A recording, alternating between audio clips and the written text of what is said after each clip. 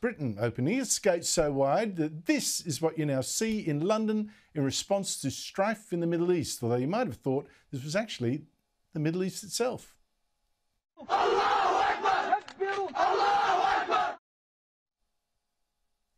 Joining me from London is Patrick Christys, star presenter of GB News.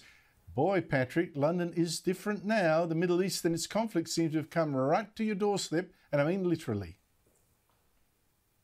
Yeah, I mean, absolutely. Like you said, you could be forgiven for thinking that we are in the Middle East. I mean, we had an egregious sight, which is that our Cenotaph, which is our memorial to the war dead outside Downing Street, had next to it a stage for pro-Palestinian protesters. If some of those people support Hamas, then they obviously support wiping Jews off the face of the earth. And right next to where we have the memorial for the people who fought against the Nazis, right outside Downing Street. You know, London looks as though it's fallen, Britain looks as though it's fallen, but it's not just Britain as well. In the last few days, we've had a stabbing in France, 6 French airports closed due to a bomb threat, a bloke riding around on a moped wearing bright orange, carrying an AK-47 in Brussels like some kind of aggressive Islamist wacky racist. We've had Jewish primary schools here doused in red paint. You know, it is almost like some politicians decided to let a Trojan horse into a continent, isn't it? Well, it's funny you say that because meanwhile you've got the First Minister of Scotland, whose wife has family in Gaza.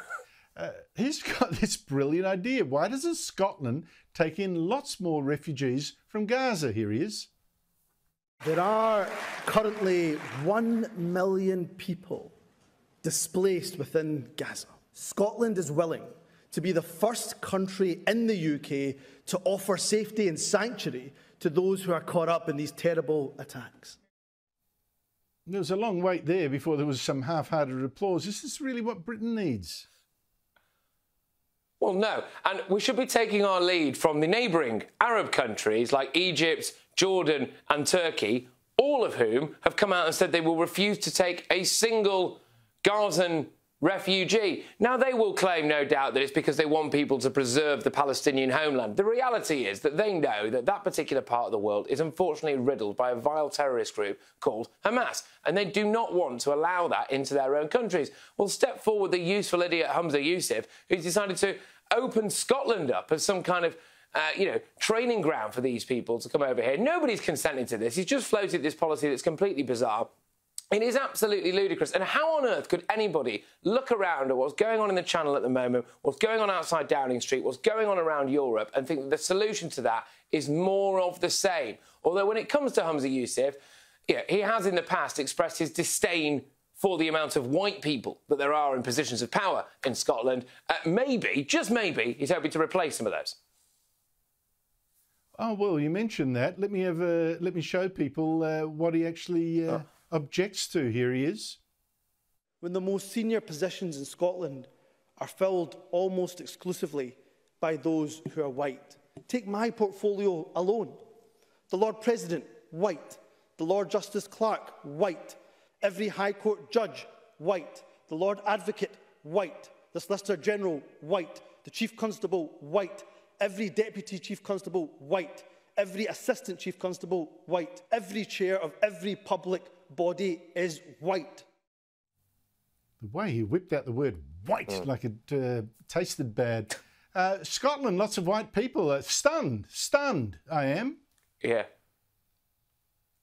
absolutely. I mean, it's a majority white country, has been since pretty much the dawn of time. Just remarkable, isn't it? I mean, what do these people expect, though? Seriously. But, there is a massive issue here. There is a massive cultural and societal issue here. But right now, the main problem on the streets of Britain is actually the question of safety. And we have awoken a hardcore group of people, 40,000 people we currently have in this country on a terror watch list. Most of them are Islamist, and we have a problem now in the Middle East that is playing out on our streets in Britain. And a lot of people are clamouring for us to raise our terror threat to its highest level. We haven't done that yet, and I wonder if that's a mistake. Is it because you're scared of Jews running riot in the streets? Is that what the terror level has been raised for?